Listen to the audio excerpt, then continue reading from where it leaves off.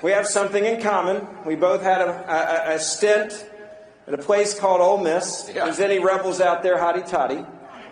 And I knew there's always one somewhere. You're probably running the show. That's what I like to hear. I want to ask you about you. When you ran, there was a lot of people, I'm one of them, was like, what the hell are you doing? Why would you leave this great life? You got to be involved in the arena of sports. You got to mentor young men. You got to have an impact on their lives. You then get to sit back and kind of enjoy it a little bit. And then you decided, I'm going to run for Senate. Why did you do that? My wife asked me the same thing. What the hell are you doing? Ben, it's good to see you. Good to be here. I saw through education and traveling as a head coach all across the country, going into high schools and homes, I saw the indoctrination process, and we are indoctrinating our kids in the government schools across the country. That's the reason we need school choice. Can I get an amen on that? We have to change direction. If we don't, we're going to lose. Folks, our country is in bad trouble. I've been up here 3 years, and I've seen all this mess, and it starts with what's going on with our family, with our kids, and with this crazy idea of gender. They want everybody to be the same. And it's, you can't make it up what's going on up here. You really can't. But I'm for school choice. We have to get that. It's a necessity. We've got unions. Unions at one time were good for this country, but not unions for our teachers in our schools, because they have absolutely been the ones that drag our country down, because they want to teach this woke DEI socialism agenda that our parents don't want. And of course the government have attacked our parents for years. They want to divide the family. They want the dad gone. They want the mom to get a check for every kid to, be on welfare. It's a disaster, and it all goes back to Christian and moral values. You mentioned the home, and I think this is exactly what communist, socialist, Marxists want. They don't want a dad in the home. They want the government to be the dad.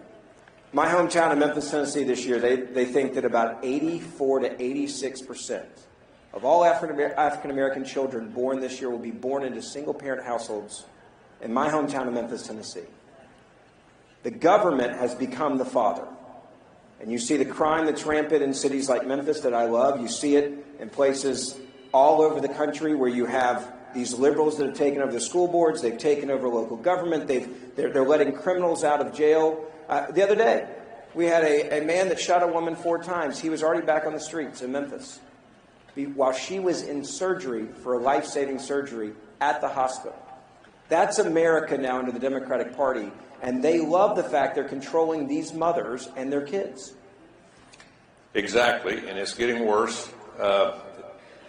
If you just look at the migrant situation that we're having now, the open borders, there's a reason for that. I mean, they're overwhelming all states in the country. They really want to overwhelm the red states. And how are they doing that?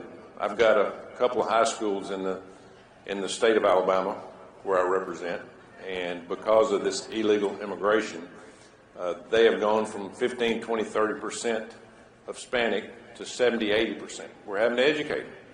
And that's a hard job when they don't speak our language. It's just atrocious what this government's doing. Joe Biden's administration, it's not him. He doesn't know what day it is. But it's the administration that he's got. Or what year he was the vice president, but let's not stop there, right? Yeah. Well, let's go past that one, too. There's people behind the scenes running this show, and it's just, being a non-politician, being an educator all my life, and coming and seeing this clown show up here, it hurts to know. My dad fought in World War II. He died on active duty in the military, but all the things that are being attacked, from our education to our family, transgender in sports, which don't get me talking about that. We're about to, don't worry. Yeah. And then, of course, the military, the law enforcement, our debt. I mean, there's no answers. They want no answers up here. They want government to take over, and as you said, that's their number one goal. They want to control everybody. Those of you out there think your economy is good right now. Your economy is good because we're borrowing. on your credit card, taxpayer credit card, $80,000 a second, 4.6 million a minute is how much we're putting on a credit card for the taxpayers going out there. Money's being flushed out there. Your economy looks great. Folks, grab a hold and hold on, because it's going to get bad. Because sooner or later, we all know that credit card debt's got to be paid. I want to talk about, and you have a unique perspective as a coach.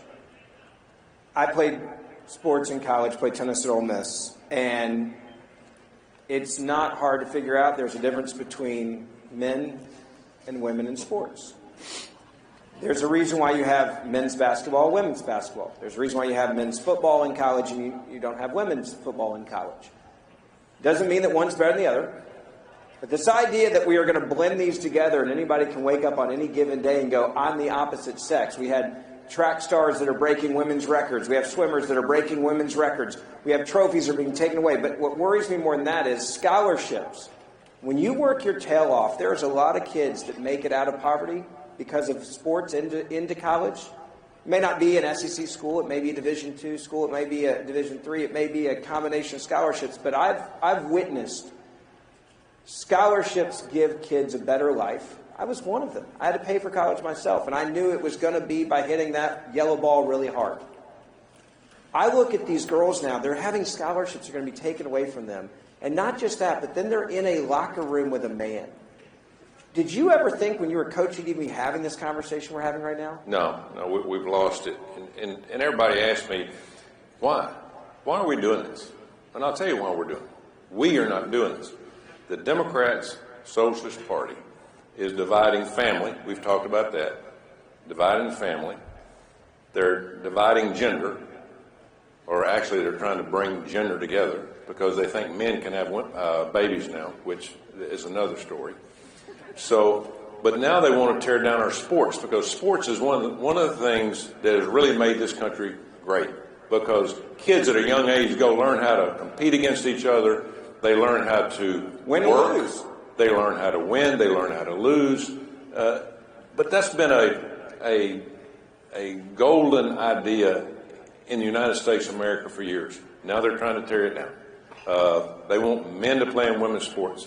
People are going to get hurt. I've got a bill on the floor. Well, I had one on the floor. They're not going to bring it up, but at least we put it out there. Protect Women and Girls in Sports Act. Well, that didn't make it to the floor. Schumer could care less because he believes in it. I want to pause you on that, and I want to ask you, when you put this bill together, this is not a crazy bill. It's protecting women's sports. You would think every liberal, every feminist, every women's group would be running to your office to support you.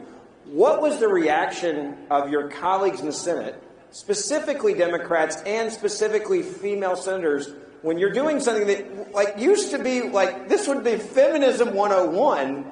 Did any of them call you and go, hey, man, I love this. I want to co-sign. I want to be a part of this. I want to help you protect women's sports? Or was it totally silent because you're a Republican and you're an evil person? Well, we know the Democrats aren't going to vote for it, but I actually had a couple of Republicans vote against me on this. And I went and asked them, don't you have a daughter? Don't you have granddaughters? I mean, what planet are you coming from? I mean, this is not right. This is American values. So that didn't make it to the floor. Now, I've got a new one. Those of you that hadn't heard this is the Olympic Committee has decided this year coming up that all Olympic sports can make their own decision to let men play in women's sports. Well, the first one decided the other day that the boxing committee decided this year that men can box against women in the Olympics. Yes. Somebody's going to get hurt. No, I'm not joking when I say someone's going to get killed. Yeah, and they have no common sense. There's zero common sense, folks, up here in the clown world. I'm telling you, nobody looks out for anybody else other than their power and their obsession of turning this country into a globalist socialist country. Nobody cares. When you look forward 5-10 years from now, what's going to break the back of this insanity? Is it going to be women getting hurt? Is it going to be no more women's sports at the NCAA level because it's just going to all be co-ed? I mean, where is there a point where we get a correction? Because we're clearly not there. I mean, even people, Martina Navratilova, one of the greatest tennis stars in history, one of the first athletes to come out of the closet, she has come out and has now been attacked by the LGBT community because she said women should not be playing with men. This is insane. And they're now going after her, trying to destroy her entire life work in sports. Oh, yeah. So what's going to happen? Do you see it? Yeah. Well, you see it kind of bubbling. It's getting worse and worse. Caitlin Jenner, I talk to her all the time. She's totally against this, And I've told Caitlin, you were one of my heroes growing up. Remember Bruce Jenner Back when it was Bruce. won the decathlon and years ago. But they know the difference, okay? They know the difference. But the only thing that's going to change this is leadership. We have no leadership here. I mean, we have to have a leader in this country. And you know what I'm coming to. We had a leader for 4 years, and they ran him out. They ran him out. They're trying to keep him getting reelected this time. They stuffed the ballot box on him 4 years ago. We've got to get Donald Trump elected president of the United States. Folks, you have got to do all you can do to get everybody to go vote. Because I'm telling you, I'm just an average country boy from the South that came to the big city that has been amazed. If you don't have that White House, I don't care if you got the Senate, I don't care if you've got the House, if you don't have that White House with the power that the President of the United States now has, if we don't get him back in that White House, it is going to be tough for any of us to survive in the greatest country ever of 248 years. And so that has got to be our step forward for the next 10 months. Now, it's going to be rough. You're going to have the groups coming out on the left that we saw a few years ago, tearing down cities, burning buildings. Hey, we got to wipe our hands of that, and we got to understand that no matter what happens in the next 10 months, he has got to be reelected because he's the only thing that's going to save us from losing this great country that we live in. Amen. I want to ask you about the deep state. I have the privilege, I get to co-host a podcast with one of your colleagues, Senator Ted Cruz. If you don't download it, Verdict with Ted Cruz. We talk a lot about the weaponization of the FBI, of the deep state against Americans. And we have seen something that I never thought we'd see in our lifetime. I mentioned this at the beginning. We have a deep state that's now coming after parents. And coming after parents, taking kids away from parents who won't let their kids transition. We saw that this past week, a headline that came out about that, about a child that was actually taken. We have teachers who are now basically spying on parents at home that are conservative, turning them into child protective services because they are teaching their kids right and wrong and basic issues in life that deal with faith and religion. And we have a DOJ and an FBI that looks as parents as domestic terrorists because they show up at school board meetings. And they're sending out memos. They've never apologized for it. They've never rescinded it officially. They've said, oh, we're not really doing that. And the FBI director played a word game. As parents, that concerns me. But as a senator, what else do we not know that they're doing against the American family?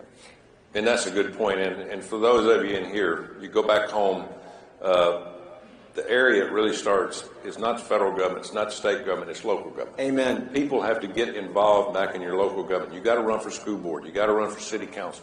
Those are the groups that are going to control our country and make our country better or destroy our country. We got a lot of people. We all seen a couple of years ago about governors and school board members saying that, well, we own your child. You don't own your child. We own your child. We're going to indoctrinate them.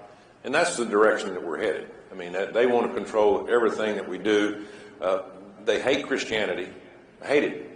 I mean, it's something that if you pull the Constitution out on them, they run like it's a crucifix for them. I mean, it is unbelievable. The entire thing here is globalization, overtaking everything that we do, being able to control everything in your life. And how do you do that? You bankrupt you, number one. Well, Amen. We're already bankrupt. Okay? We're bankrupt. We're $35 trillion in debt, and it's going to get worse. As I said, we're printing more money than you can ever imagine. But that's how they're making things work. But we got to do it. We got to go back to the local level and start over. But again, it starts at the top with a leader that's going to give you the opportunity to do that. And that's Donald Trump. But it also is going to give people opportunities to go back into the cities and go back into your communities and take over what they've stolen from us. It's the rights of the American people, the greatest country ever. And again, we're not going to have many more chances.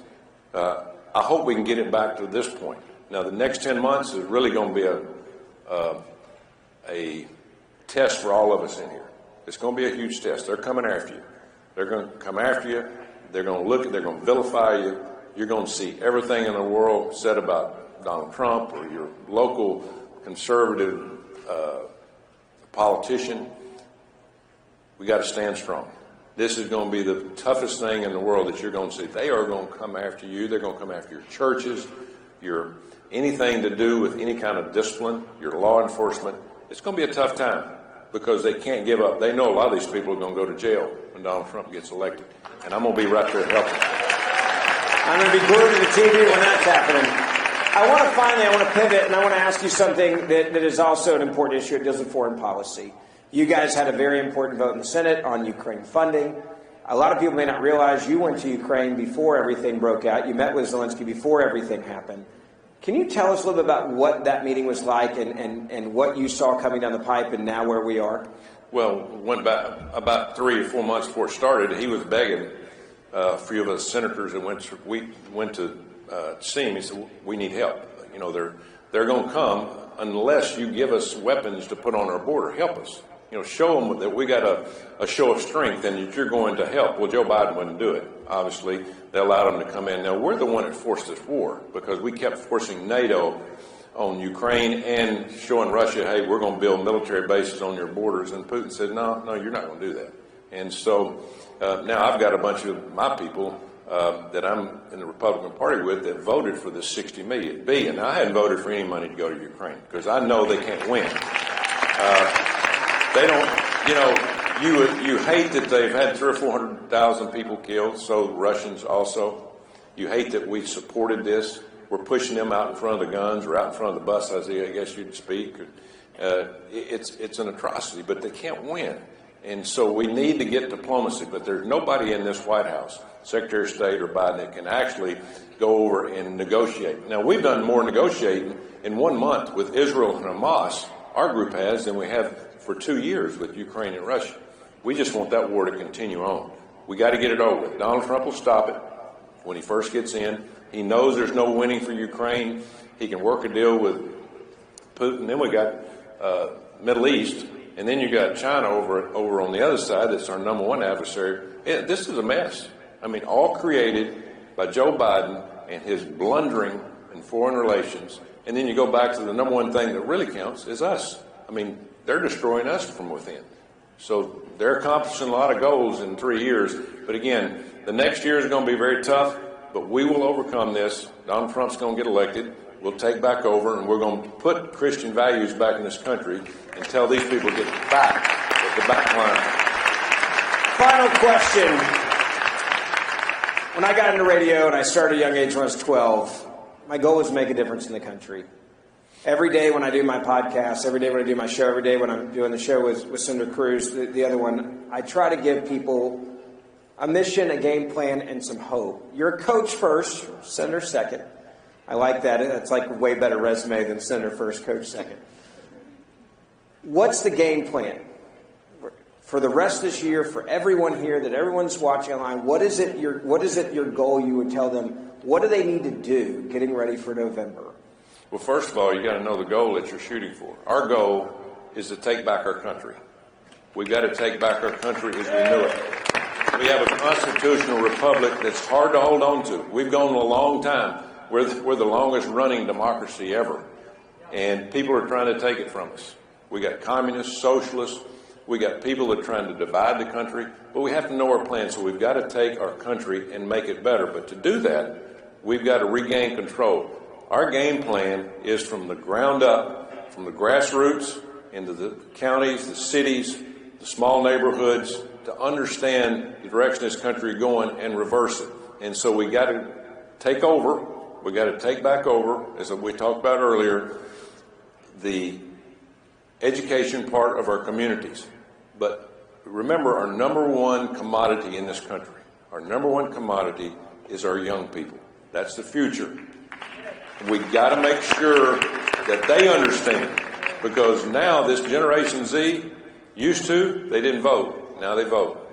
And so we're going to have to do a lot of discussion. So our game plan is to go back to our communities and make sure that however they vote, people have an understanding of what this is about. You got to know now, these young kids, I've got a kid that's 27, 28, they never watch news.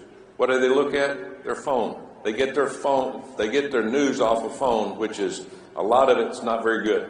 So we got to get out and speak to the young groups and get them to vote and understand their future is about our Constitution. And so game plan and save our Constitution from young kids on up in every community. Tell your wife we're sorry you're in D.C., but thank you for giving it to D.C. We appreciate it. Everybody give the center a big round of applause.